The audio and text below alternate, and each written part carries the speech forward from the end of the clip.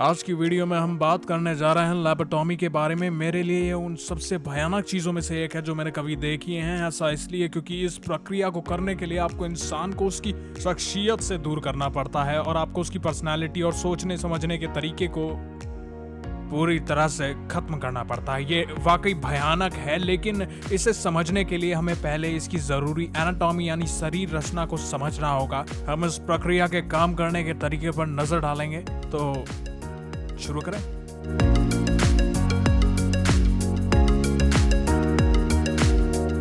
सबसे पहले ये समझने के लिए कि ये प्रक्रिया कैसे काम करती है, हमें क्रेनियम यानी खोपड़ी की कुछ ज़रूरी एनाटॉमी को समझना होगा, क्योंकि दिमाग तक पहुंचने के लिए जाहिर तौर पर खोपड़ी को पार करना होगा।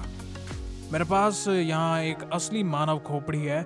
आप देख सकते हैं कि इसका कुछ हिस्सा गायब है, जैसे हार्ट प्लेट या मैक्सिला बोन और थाइमोइड बोन, ये पूरी तरह गायब है। लेकिन मैं इसे फ्रंटल बोन पर ध्यान देना चाहता हूँ जो ऊपर है। ज़्यादातर लोग इसे अपने माथे की हड्डी कहते हैं, लेकिन ये सिर्फ माथा नहीं है। यही हड्डी ऊपर से लपेट कर आपकी ऑर्बिट यानी आंखों के सॉकेट के ऊपर हिस्सा भी बनाती है। बेशक इनमें कोई खास बात होती है, लेकिन साथ ही यहाँ की हड्डियाँ बहुत ही ज्यादा पतली होती हैं और इसी पतली हड्डी के ऊपर ट्रांस ऑर्बिटल लोबोटॉमी होती रहती है। और जो लोग थे वो क्या करते थे, वो असल में बर्फ लेते थे और उसे अपनी आंखों के ऊपर डालते थे।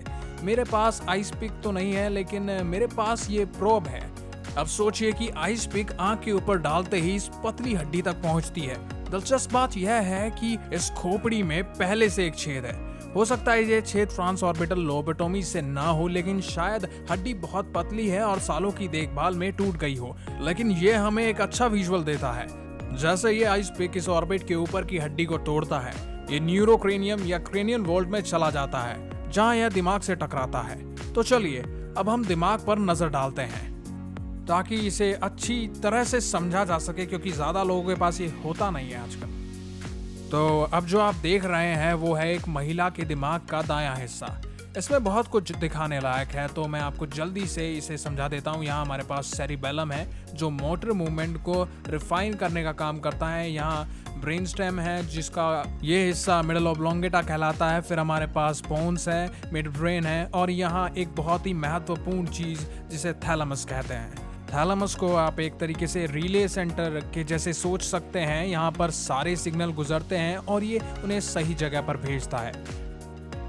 अब ट्रांस ऑर्बिटल लोबोटॉमी का विचार था कि इस थैलेमस और इस हिस्से के बीच का कनेक्शन को काट दिया जाए, जिसे प्रीफ्रंटल कॉर्टेक्स कहते हैं।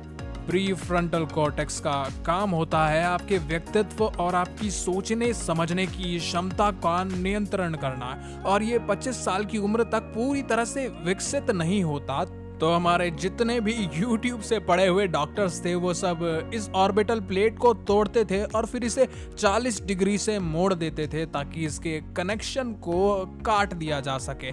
इसका मकसद था कि इस प्रीफ्रंटल कॉर्टेक्स और थैलेमस के बीच के संबंध को खत्म करना। ऐसा करने के बाद इंसान के फैसले लेने की क्षमता खत्म हो जाती थी और वह एक तरह से निष्क्रिय हो जाता था। और ये एक बेहद ही खतरनाक प्रोसेस थी, इतनी खतरनाक कि इसको कभी सावधान इंडिया में भी नहीं दिखाया है शायद। और एक और बात बताऊं जिसे सुनकर आप हैरान हो जाएंगे कि ये प्रक्रिया 1950 के दशक तक की जा रही थी। ये मेरे लिए एक चौंकाने वाली बात है। अगर मरीज बच जाते थे तो वे कई तरह की समस्याओं से गुजरते थे।